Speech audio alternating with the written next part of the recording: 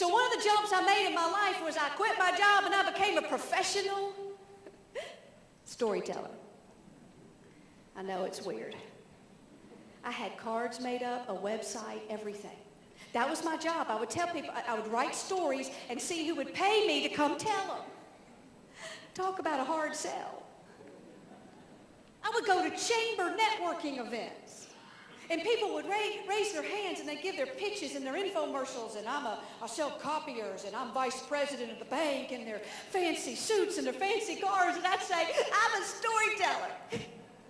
And they'd go, oh. Isn't that nice? And they give me a look like they weren't sure whether to congratulate me or pet me. I'm going to tell you, it's not glamorous being a storyteller either.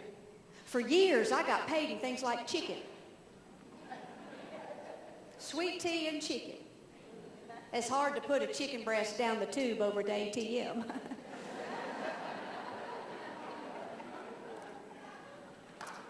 I tell you, I didn't get the fancy hotel rooms. I got the Motel 6s after they washed the blood splatter off the walls.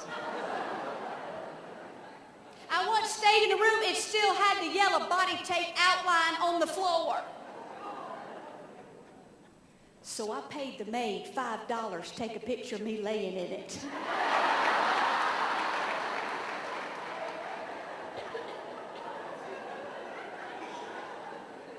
I sent it home to Mama with a note saying, won't be home for Christmas.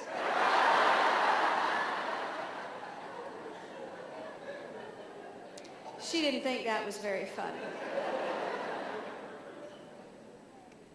And I'd get some looks, and don't feel sorry for me, I'm used to them. That was the same look that I got from my daddy when I told him that I was going to quit the family business and go tell stories for a living. Now, he's a loving man. He didn't say anything negative. He just clenched his jaw, and I could see him crunching the numbers he'd spent on my education.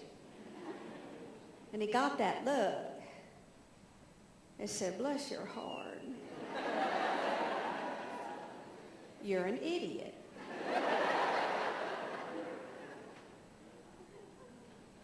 And sometimes I'm not sure whether he's taken that look off his face yet or not. But that's okay. Because I learned a long time ago, I'm not here to please the world. But it makes sense I'd be a storyteller, even though Mama says, I don't know what to tell people you do.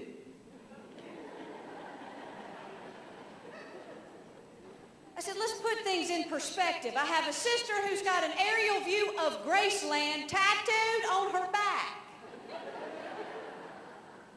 My brother thinks Bin Laden is posing as his shift supervisor over at that Golden Corral.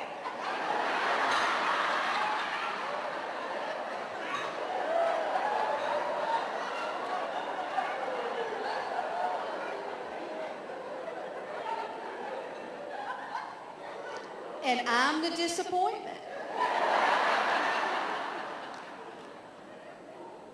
But it makes so much sense that I would be a storyteller. Because I believe in the power of words. Words have great power, and they're free. Words have great power to build people up or crush them in a matter of moments. And we underestimate the power of our words to make a difference. Because sometimes all we have is our words. I believe in the power of stories. I believe, as a speaker anyway, that my audiences have enough information. They're on information overload. I believe that people need someone to come along and help them process that information. That it's not what you say, it's how you say it, how you wrap it. Stories are a highly effective and powerful way to wrap your truth and your information. I believe that people don't know you till they know your story. They say now, whether they are right or not, never really met them. They say that knowledge is no longer power, but that connection is power in today's world. That people crave human connection. And if you have the ability to connect with people, it will serve you well. And I believe that to be true. I believe there is great power in your story. Even if you think it's not fancy.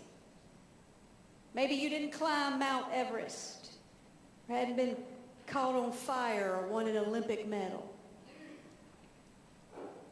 I believe there is somebody waiting to hear your story because they are sitting where you have been.